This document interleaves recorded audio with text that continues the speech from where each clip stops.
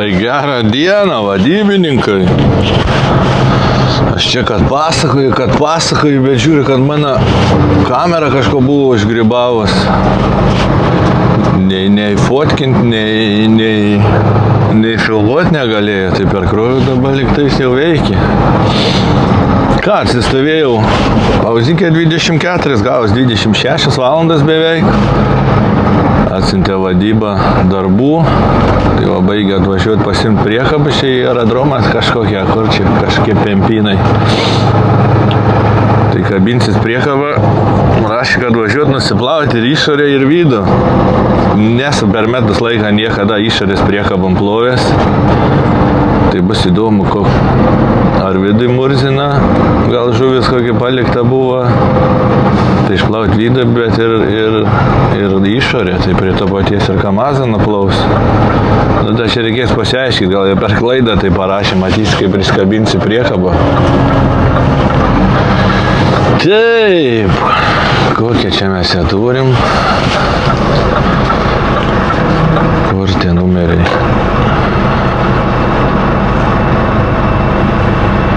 MGF 83F. MGF 83F. O, pati pirma.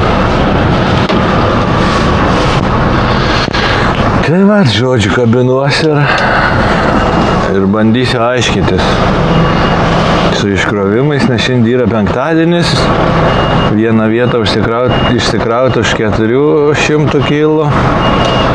Kitą vietą išsikrauti už 900 kg, bet antroje vietoje aš jau būsiu rytoj šeštadienį, o man iškrovims pirmadienį.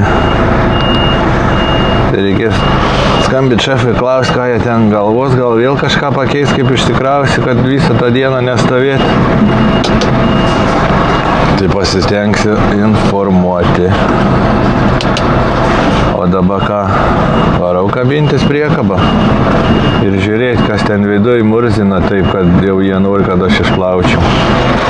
Tai va, tokiuose mėšlynuose numesta priekaba. Čia biški paletnik suvarytas neblogai. Žodžiu, tempiuosi lauką ir tada pasižiūrėsiu, kas ten darosi viduj, nes ten braičiai tai jokia nora nėra. Ir čia visas o priekabas taip sugrastusi į tą dumblą. Normaliai. Gerai tempiuosi ir žiūrėsiu, ar tikrai ten ją plauti reikia. Kaip vaizdas jums nuo to spalniką? Geriau nei nugalvos ar vėjai irgi. Dabar žiūrėjau, tai lygtais gal nieko visai taip atrodo.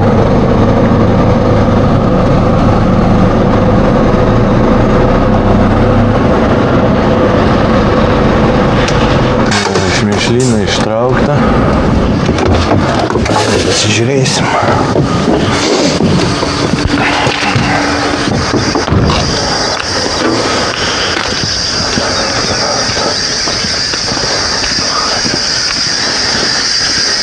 Padangas kaip pasūkininkas kokis.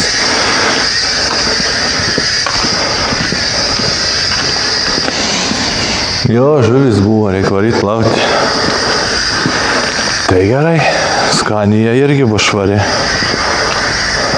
Apsižiūrėti, prisimti, susifotkyti. Nu, bet jau viską matėt praeitam video. Gerai, kol kas. Lėkiau jau į plovyklą. Aš galvojau, kad čia plaus kažkas žmogus. Pasirodo, priekabos vidų teks pačiam išsiplauti. Nežinau, nei kaip čia veikia, nei kiek čia važiuoti, nei ką čia daryti. Nu, bet kažkaip išsiaiškinsiu. Čia žiūriu, hebra prisivalė. Šiukšlių pilna, tai gal dabiški prieki čia man pasivažiuoti.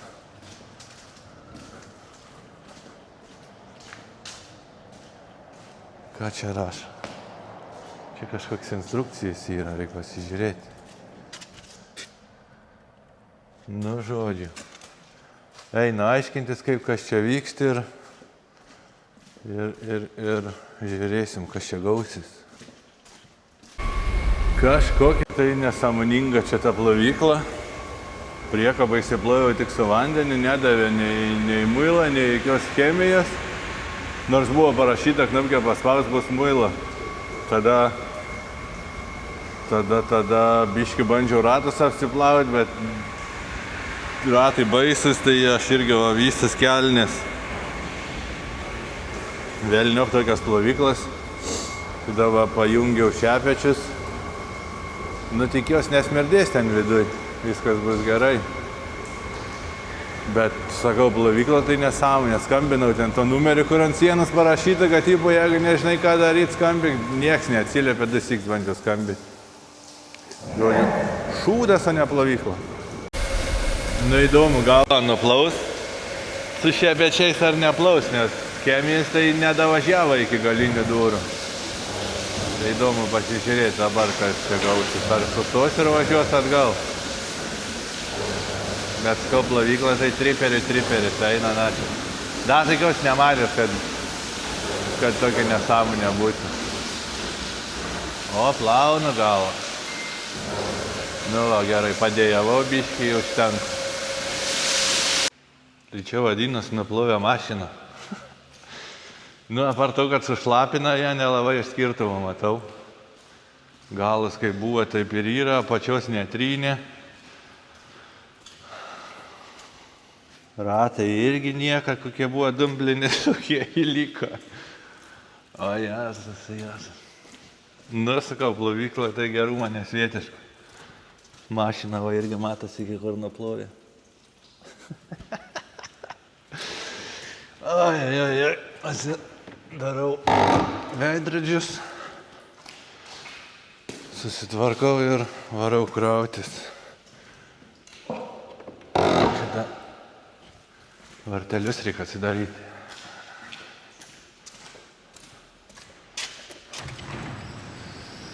Nedaug dėjo tokias plovyklas, vertinčiau 2. Gerai pasimatysim pakrovimi.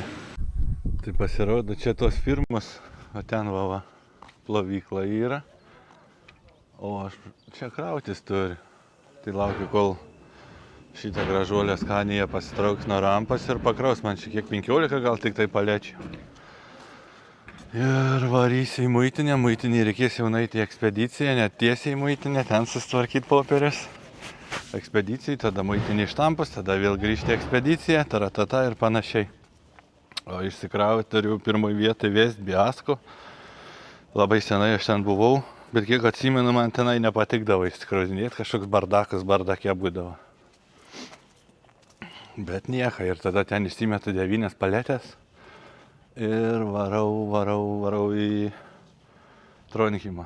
Tai paskambinau šefui, pasakiau dėl tos situacijos, kad Tronheime tik pirmadienį išsikrauti, tai šefas paskambina Danam, sakė sausa visiškai su kroviniais, bet gal Tronheime turės kokį perkabinimą. Tai gal ir dirbsiu sekmadienį, bus matyti. Tai va, toks apdeitėlis lengvas, žodžiu laukiu. Ir gazuosiu į Norgus. Tai pakrovė mane. Nežinau, ten irgi kažkokie maisto produktai, bet mergiotė, kuri krovė, tai taip nelabai norėjo krauti tą priekabą.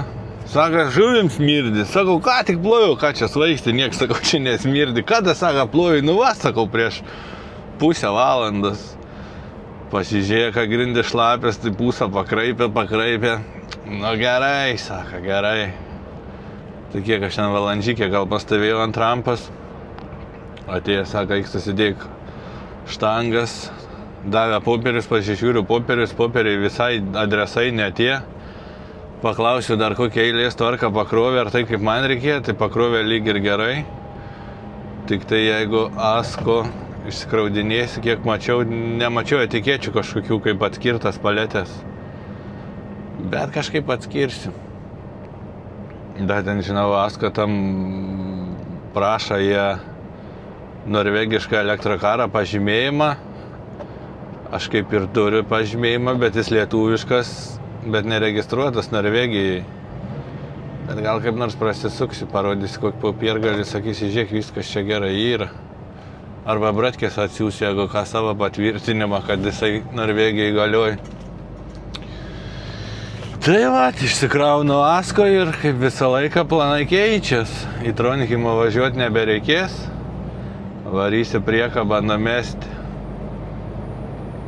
į Enebaką. Ir šiandien darbai bus baigti. Rytoj kabinsis priekabą languose ir į Moiraną. 2 iškrovimai, išsikraunu Moiraną. Senukus tos mokį vežį ir jau liktais turiu žuvį krautis, bet dar neužtvirtinta, bet kaip ir planą atsiuntė, bet čia su jų tokiu planavimu, tai gali pasikeisti 100 kartą, iki kol aš nuvažiuosiu iki Moiranos.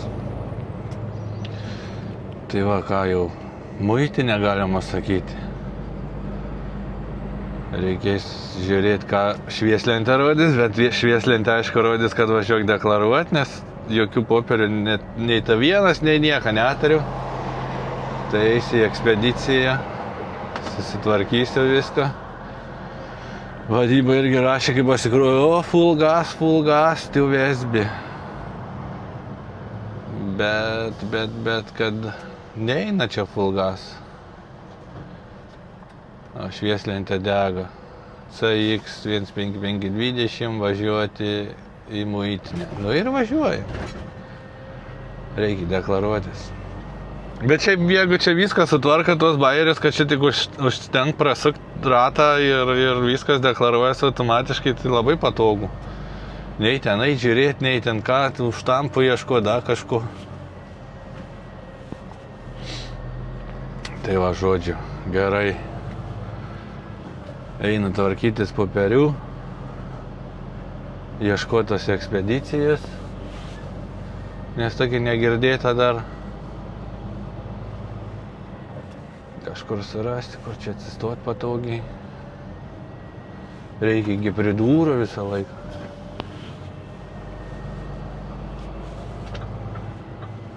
Va čia va bus pats tas.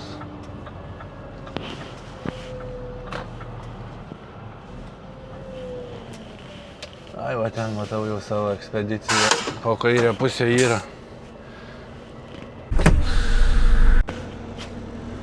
Nu tai atlėkiau į iškrovimą, kažkokie cirkai čia pas juos.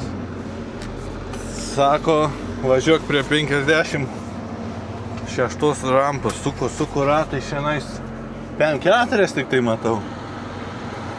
Tai jau pasiklausiu, gal sumaišyt, sakau, neranda šitos 56. Tai sako, varyk aplinkui rasti. Tai patys jie iškraudinės, tik tai sakė raktis atnešti. Tai čia gal bus kampas nukirsti. Tuos raktis paduoti jiem, visą aplinką eiti, tiek aš nenoriu. Nu, apsidairysiu atvažiuoju. Tiksliau, apsidairysiu važiuodams į priekį, gal bus čia kokie laiptai, da kažkas.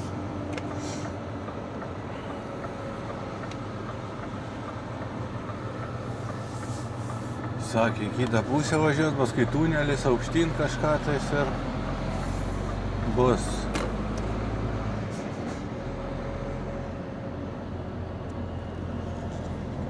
Čia matau laiptus.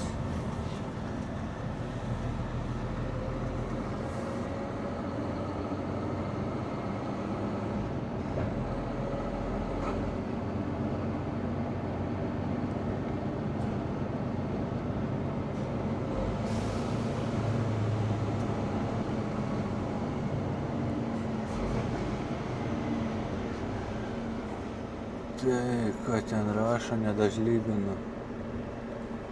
PM5, PM8. Apsisukt rašo.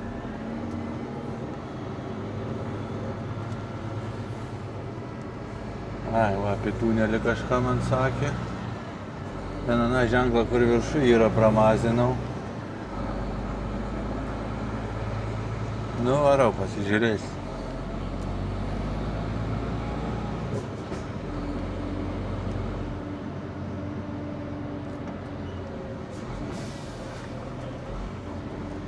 Ai, tai va čia laiptais, tai išlipsi paduosi jiem tus raktus, viskas ok, čia va prie tunelio, kur yra. Super, super!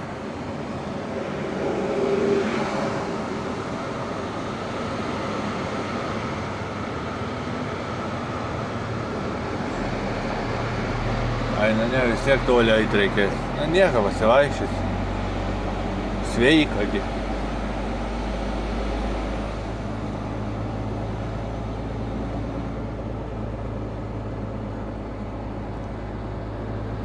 Nu, pamatysis, kas čia. O, yra. O tai gal užteks čia toj budelį palikt raktas?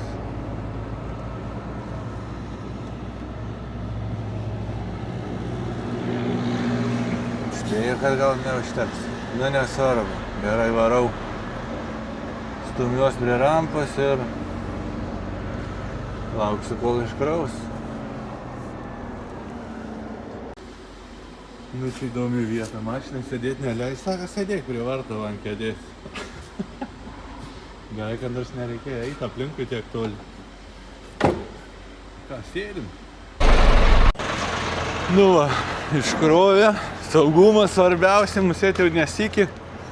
Yra kažkas nurėdėję nuo rampos, dar neišsikrovas. Kas blogai, tai blogai, kad 2 aukštais paliko vieną paletę, bet parėmiau su 2 štangom. Tai svarbu, kad iš šono nenukristų, o atgal jos labai retai kada krenta. Tai va, daraus duris ir važiuoju į parkingą namės priekabus. Pasimatysim man rytoj, jum netrukus kitam kadre. Kol kas.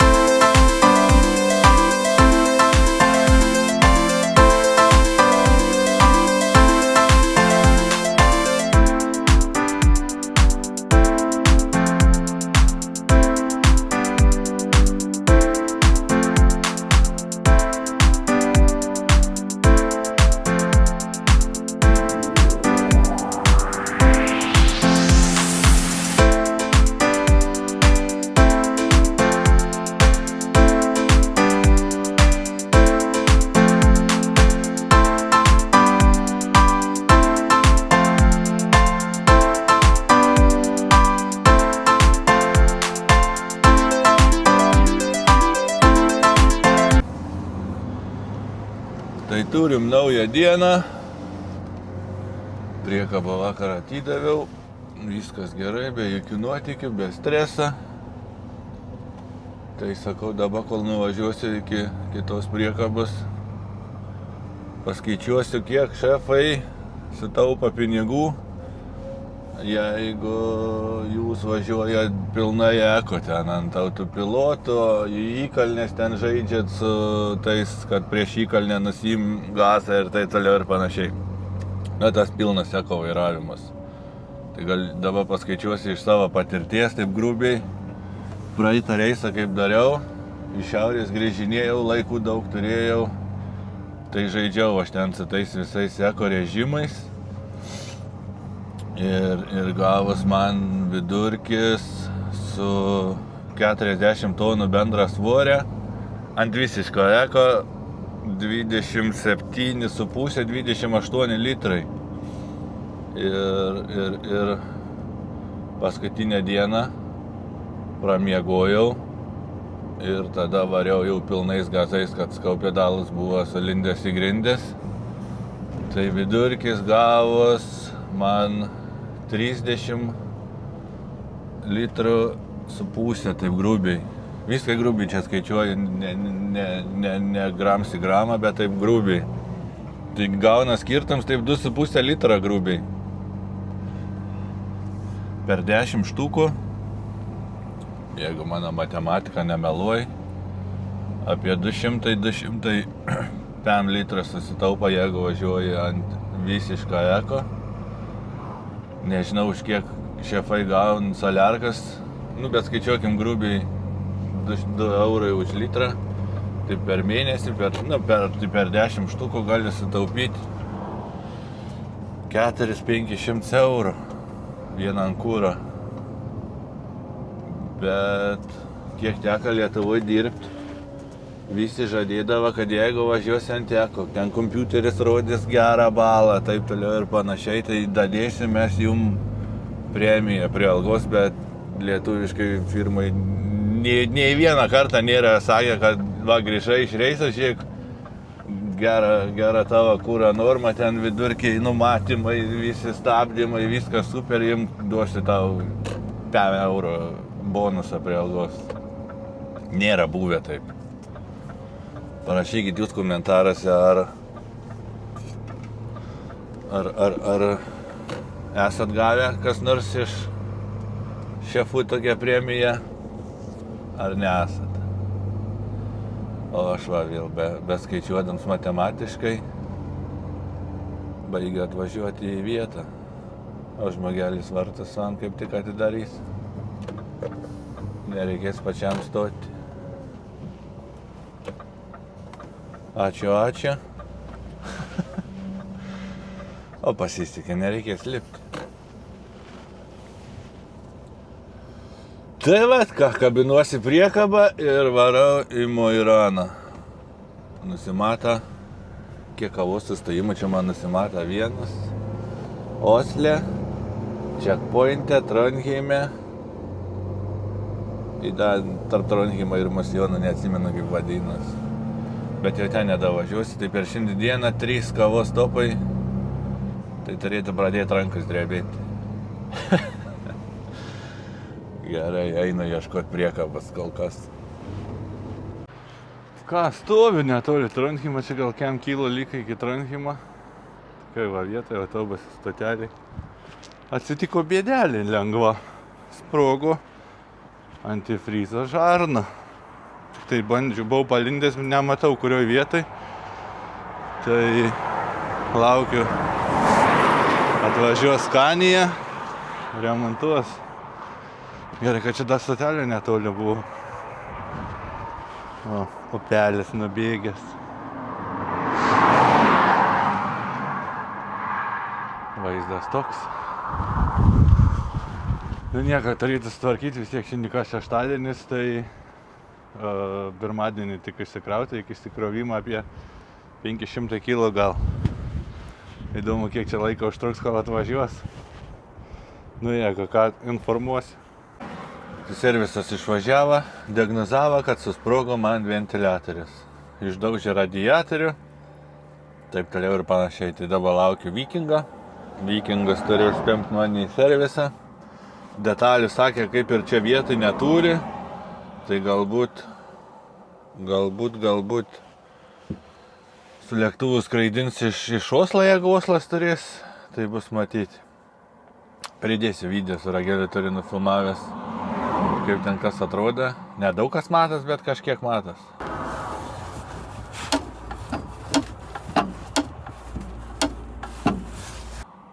Tai va, kiek aš jau laiką stoviu. Jau stoviu 2 valandas, tai sakė, bus kažkur už valandas. Da neaišku, jie čianais sakė, gal reikės kelią uždaryti, kol čia mane prisikabins. Nes čia vaizdas toks, tiesiog paprastai stotelį stoviu, vieną juostą. Tai jeigu keliuko uždarys, tai vietiniai bus nelabai patenkinti. Valandžykė, kol čia mane susitvarkys, nes dar ir kardaną reikės nuimti, žodžiu, krūvą reikalų. Tai va, žodžiu, tokie reikalai. Laukiu toliau ir būsiu tempiam su Tronhimas Vikingų. Žiemą neturėjau Vikingą, ačiū Dievai, tai dabar užturėjau pavasarį. Gerai kol kas. Tai va, atvarė Vikingėlis. Nereikėjo kelio uždaryti. Pusę kelio uždėjo paratinais. Dabar nuiminėjai kardaną. Bandys tempsiu visą priekabą, sakė, jeigu nebus jokios kontrolės, tai nutempsiu priekabą, jeigu bus kontrolė, kažkur tai reikės palikti priekabą. Šefas nėra labai laimingas, kad gali tekt palikti priekabą, bet nieka tokio. Žodžiu, važiuosim greit su Vikingu. Nu ką, važiuojam. Biški keista, kaip čia tas vairas ūkinsis man. Kažkaip nėra labai jauku, bet nieka. Ir taip, kiek čia virš 40 kg, man atrodo, taip važiuosiu. Kaži, ką tachografas rodo? Blemba įdomu, ką jis čia parodys, nes dabar tai rodo, kad nevažiuoju. Pauzė toliau sukas. Nesimato per kamerą. Nu nesvarbu, žodžiu, nusimato kiam kyla, pliupsėjimo ir viso kito. Pasimatysim servise. Net su Vikingu važiuojant nuotykio atsiranda. Žodžiu, pamiršau išjungti tą distanciją, kad tipo avarinį stabdymą. Tai Scania betemdama pagalvoja, kad jinai netrukus su kažkuo susidurs, tai kai dėja per stabdžius. O jas, vikingystės atlėkė, sako, ką čia darai, sakau, niekas, sėdžiu prisisegė, sakau, nieko nedariau, pažiūrėjom, kad viskas išjunginėta, tai pilotai išjunginėti nepamačiau, kad tie visi asistentai palikti. Tai išjungiau asistentas ir dabar jau viskas važiuojam be nuotykio, viskas okei. Viskas priekaba palikta. Saugiai Scanijoj. Maniškė jau turėtų būti pradėta ardyti. Tai žodžiu, išims ventiliatorių ir radiatorių iš kitos Scanijos. Ir mane turėtų per naktį arba rytoj. Žodžiu, rytoj iki pietų šefas sutarė, kad būsiu jau viskas ready. Tai paklausiau, kur miegoti. Tai davė kambarį. Galiu parodyti, kaip kambariuks atrodo, nereikės kabinai būtinais. Tai va, turiu teliką, turiu lovą. Turiu tūliką su dušu. Servisas 10 balų. Tai va, tokie nuotykiai šiandienas. Gerai, kad viskas laimingai. Eisi dar kiemą apsižiūrėti. Gražių Scania čia visai stovi. Torpeda mačiau yra. Tai susitvarkau kambarį viską, ką reikia ir eisiu pasivaikščioti, nes tenai stovi torpeda. Gal išeis kažką aplinką apeit parodyti ir jum. Tai va, torpedėlė kaip atrodo. Neraša kiek arkliukų. Bet turėtų būti jaučiu kokie 600 ir į virš. Biški kamps pabrūžytas. Kaminiukai.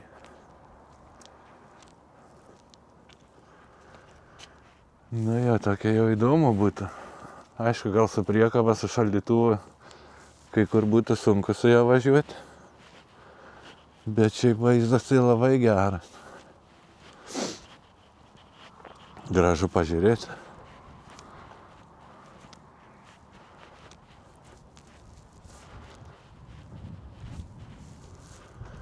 Tada ten juoda da yra.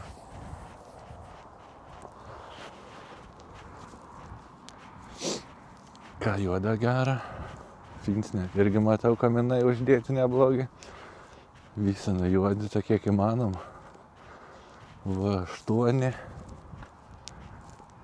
Kiek čia arkliukų.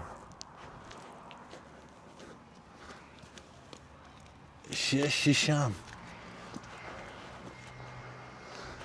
Ai, čia tas travalas toksai, kur viską, kur tos platformas keičias. Kaminiukai irgi neblogi.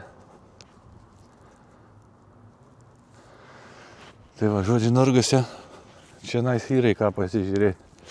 Ai, tai negana to, kad davė man kambarį. Tai sako dar, jeigu reikia miestą, parduotuvė, sako, yra mašina, imk mašiną, važiuok, nėra problemų. Tai aptarnavimams neblogas. Tai ką jaučiu? Jaučiu, kad šiandien tiek. Video gavos taip, kaip gavos. Ačiū, kas žiūrit, ačiū, kas laikinat, ačiū, kas komentuojat ir ypač ačiū tiem, kas prenumeruojat. Pasimatysim už savaitėlės. Viso.